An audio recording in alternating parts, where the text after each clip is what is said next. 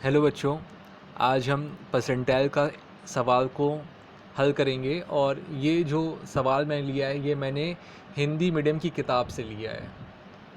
क्योंकि हिंदी मीडियम की किताब में परसेंटाइल का जो फॉर्मूला है निकालने का वो अलग दिया है इंग्लिश मीडियम की किताब से। मैंने पिछली वीडियो में आपको इंग्लिश मीडियम का सवाल हल करके सॉल्व किया था परसेंटाइल का अनग्रुप डेटा में। अगर एग्ज़ाम में अनग्रुप डेटा का क्वेश्चन आता है, अनग्रुप डेटा मैंने बताई है डिस्क्रीट और इंडिविजुअल सीरीज़ होता है, तो उसके क्वेश्चंस को कैसे सॉल्व करेंगे जब अगर इंडिविजुअल सीरीज़ होगा परसेंटाइल निकालने के लिए कैसे सॉल्व करेंगे और डिस्क्रीट सीरीज़ होगा तो परसेंटाइल कैसे सॉल्व करेंगे। तो आज जो हम सवाल लेंगे वो हिंदी मीडियम का लेंगे और वो अनग्रुप डेटा का लेंगे, मतलब कि इंडिविजुअल सीरीज़ और डिस्क्रीट सीरीज़ के बारे में।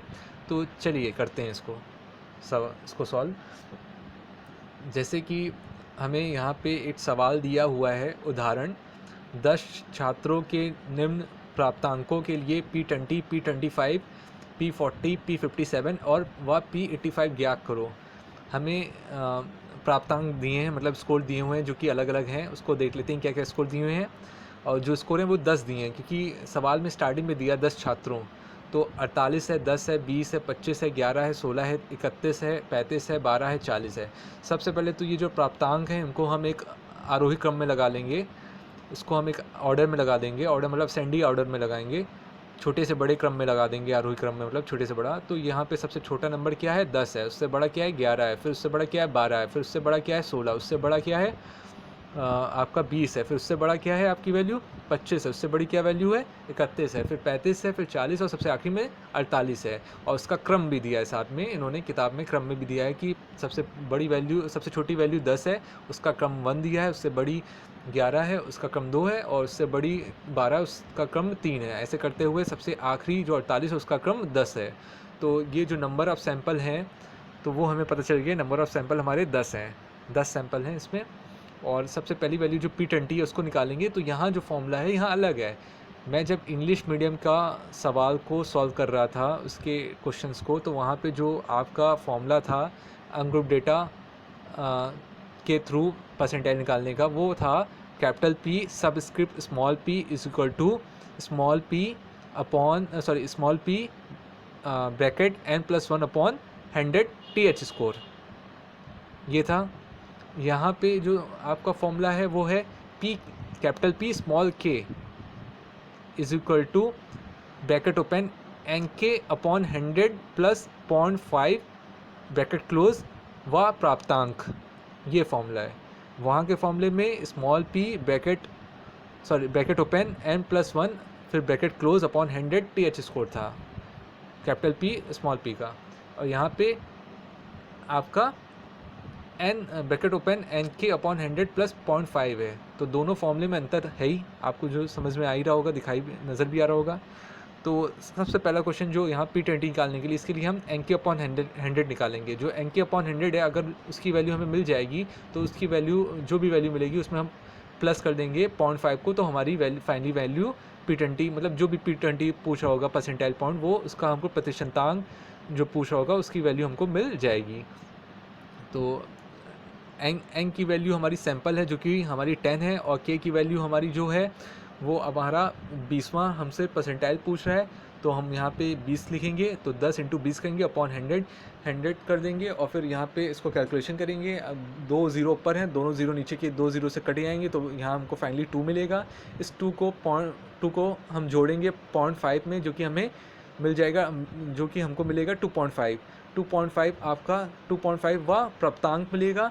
2.5 प्राप्तांक का करने का जो सॉल्यूशन होगा वो फिर उसी तरीके होगा जैसा कि आपने इंग्लिश मीडियम में किया था। इंग्लिश मीडियम की जो बुक में किया था, इंग्लिश मीडियम की बुक में भी जब वहाँ स्कोर 6.3 आ रहा था तो मैंने बताया था 6.3 का मतलब होता है 6 TH स्कोर प्लस 0.3 फिर ब्रैकेट के अंदर 7th स्कोर माइनस 6 स्कोर। तो वैसे यहाँ 2.5 व प्राप्तांक का मतलब है 2 दूसरा प्राप्तांक प्लस 0.5 दूसरा प्राप्तांक माइनस पहला प्राप्तांक। यही करेंगे यहाँ पे, सॉरी तीसरा प्राप्तांक माइनस दूसरा प्राप्तांक, तीसरा प्राप्तांक माइनस दूसरा प्राप्तांक करेंगे। तो दूसरा सेकेंडवा प्राप्तांक, जो दूसरा प्राप्तांक है वो उसकी वैल्यू 11 दी है, 11 लिख लेंगे, प्लस 0.5 0.5 के लिए प्लस 0.5 लिख लेंगे, और फिर जो तीसरा प्राप्तांक है उसकी वैल्यू हमें क्या दी हुई है, उसकी वैल्यू हमें 12 दी है। तो जहाँ तीसरा प्राप्तांक है उसके क्रम में हम 12 लिख लेंगे, उसके नीचे उसकी वैल्यू में माइनस दूसरा प्राप्तांक का जो क्रम है वो क्या है, 2 है, तो उसमें हम 2 सॉरी उसकी वैल्यू क्या है, उसकी वैल्यू हमें पता है, उसकी वैल्यू हमें 11 है, तो हम वहाँ 11 लिख लेंगे। अब यहाँ तीसरा प्राप्तांक जो था वो हमारा 12 दिया था, और जो दूसरा प्राप्तांक था वो हमें 11 दिया था, तो 12 में से 11 घटा दिया तो बचा एक को मल्टीप्लाई, एक को गुणा किया 0.5 से, एक को गुणा 0.5 से किया तो हमारी वैल्यू क्या आएगी, 0.5 आएगी। यहाँ पे बच्चों गलत है, यहाँ 2.5 नहीं आएगी, यहाँ पे जो वैल्यू आएगी वो 0.5 आएगी, और ये 0.5 वैल्यू 11 में जुड़ेगी। बहुत ध्यान सुनिए, ये 0.5 वैल्यू 11 में जुड़ेगी तो इसका जो फाइनली आंसर आएगा वो 11.5 आएगा। 11.50 इसका आंसर होगा। यहाँ 11.25 दिया है वो गलत है, 11.50 इसका आंसर होगा, ना कि 11.25 होगा, ये गलत दिया हुआ है। 12 में से 11 घटाया तो 1 आया, 1 को हम 0.5 से मल्टीप्लाई करेंगे तो 0.5 आएगा, 0.5 को 8 से मल्टीप्लाई करेंगे तो 0.5 आएगा, ना कि 0.25 आएगा। 0.25 गलत दिया है, 0.25 नहीं होगा, 0.5 होगा। तो 0.5 में हम 11 जोड़ेंगे, 11 0.5 में जुड़ेगा तो ये हमको 11.5 मिलेगा इसका आंसर। तो P20 की वैल्यू जो आ रही है वो 11.5 आएगी। फिर दूसरा P25 निकालना है, तो P25 निकालने के लिए पहले n के अपॉन 100 निकालेंगे। n का मतलब हो गया कि कितने आपको मतलब प्राप्तांक दिए हैं, तो 10 बच्चों के प्राप्तांक हैं, और k का मतलब है कि आपका जो k का मतलब यहाँ पे 25 हो जाएगा। k में हम 25 यहाँ पे लेंगे, क्योंकि यहाँ पे 25वां आपसे परसेंटाइल पूछा है। k का मतलब जो आपसे परसेंटाइल मतलब प्रतिशतांक पूछ रहा है, जो प्रतिशतांक यहाँ पूछा जा रहा है वो आपका 25 है। तो 10 × 25/100, 25 1 25, 25 4 100, तो 1/4 हो गया। अब 4 को 4 से आप 10 को डिवाइड करोगे 4 से, 10 को भाग दोगे 4 से, तो ये 2.5 आएगा। 2.5 का मतलब क्या हो गया, 2.5 का मतलब हो गया 2 दूसरा प्राप्तांक प्लस 0.5, और फिर तीसरे प्राप्तांक में से दूसरा प्राप्तांक की वैल्यू को घटा दीजिए, तीसरे प्राप्तांक की वैल्यू में से दूसरे प्राप्तांक की वैल्यू को घटा दीजिए। जो आएगा उसको पहले आप 0.5 से गुणा कीजिए, गुणा करने पे जो आएगा उसको आप दूसरे प्राप्तांक की वैल्यू में जोड़ दीजिए, तो फाइनली आपको P25 की वैल्यू मिल जाएगी। और P25 की वैल्यू कैसे, तो देखिए 2.5 का मतलब क्या है, दूसरा प्राप्तांक का जो नंबर स्कोर है वो हमारा 11 है। 11 में प्लस करेंगे हम 0.5, और तीसरे में से दूसरा घटाएंगे, जो कि 12 में से 11 घटेगा तो 8 बचेगा। 8 में 1 को हम 0.5 से गुणा करेंगे, 1 जब 0.5 से गुणा होगा तो वो आपका क्या आएगी, उसकी वैल्यू 0.5 आएगा। और 0.5 को हम जोड़ेंगे 2 की वैल्यू में, 2 की वैल्यू में जुड़ेगा तो वो आपका 11 आएगा। हाँ बच्चों, यहाँ पे मतलब जो वैल्यू आई 2.5 आई, 2.5 में हम क्या करेंगे, प्लस 0.5 करेंगे। 2.5 में से प्लस 0.5 करेंगे, प्लस 0.5 करेंगे, जो कि 3 आ जाएगा। और 3 जो होगा वो आपका क्या है, तीसरे क्रम की वैल्यू क्या है, तीसरे क्रम की वैल्यू 12 है, तो यहाँ पे आप फाइनली आंसर 12 हो जाएगा। इसका आंसर P25 की वैल्यू 12 आएगी। फिर हम P40 की वैल्यू निकालेंगे। P40 की वैल्यू निकालने के लिए n के अपॉन 100 करेंगे। n मतलब साइज ऑफ सैंपल है जो कि 10 है, और 40 यहाँ पे क्योंकि 40वां परसेंटाइल पूछा तो इंटू 40 कर देंगे, अपॉन 100 कर देंगे, और 2 0 से दोनों 0 कैंसिल हो जाएंगे। 10 और 40 में जो 0 हैं दोनों नीचे के 100 वाले 0 से कैंसिल होंगे तो 4 आएगा। अब इस 4 को हम ऐड करेंगे प्लस 0.5 में से, क्योंकि n के अपॉन 100 की वैल्यू तो इसकी आई है हमारी 4, और उसमें प्लस ऐड करेंगे 0.5, तो 4 प्लस 0.5 करेंगे तो क्या आएगा, 4.5 आएगा। 4.5 आएगा तो 4.5 का मतलब हो गया हमारा 4 स्कोर चौथवा प्राप्तांक प्लस 0.5, फिर उसके आगे पाँचवें प्राप्तांक में से चौथा प्राप्तांक की वैल्यू को घटा देंगे, पाँचवें प्राप्तांक की वैल्यू में से चौथे प्राप्तांक की वैल्यू को घटा देंगे। तो पाँचवें प्राप्तांक की वैल्यू जो है वो हमें दी हुई है 20, और चौथे प्राप्तांक की वैल्यू दी है 16। तो 20 में से 16 घटा तो हमारा कितना आया, 4 आया, वो हमारा ब्रैकेट के अंदर रहेगा। उस 4 को, ये जो 4 आया, इस 4 को हम 0.5 में से गुणा करेंगे तो आएगी वैल्यू 2। अब 2 को हम जोड़ेंगे फाइनली किससे, चौथे प्राप्तांक की वैल्यू से। जो चौथे प्राप्तांक की वैल्यू है वो 16 है, 16 में 2 जोड़ देंगे तो हमारा ये फाइनली आंसर 18 आ जाएगा।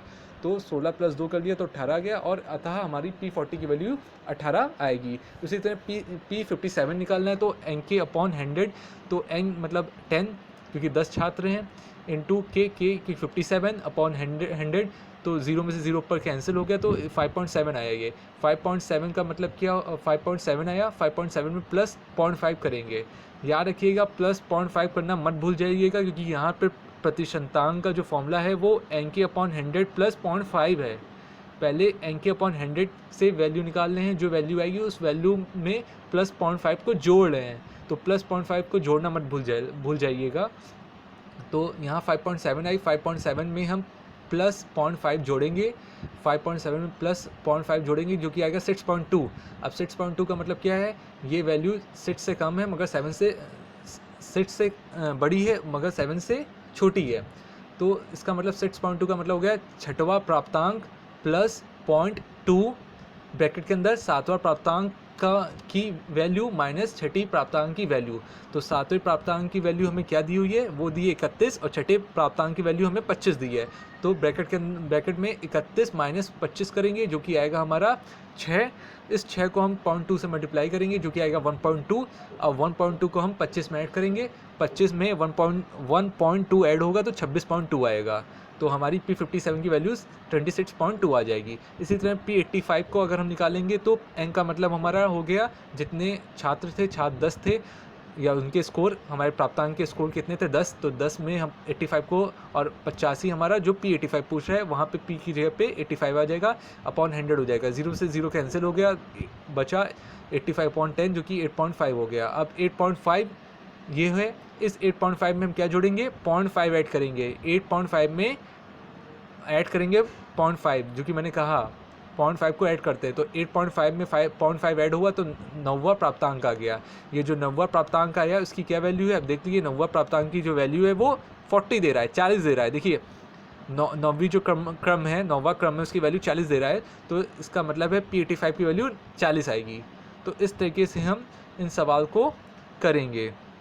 इसी तरह के एक और उदाहरण दिया हुआ, इसको भी देख लेते हैं। आरोही क्रम में व्यवस्थित 15 छात्रों के प्राप्तांक निम्नवत हैं।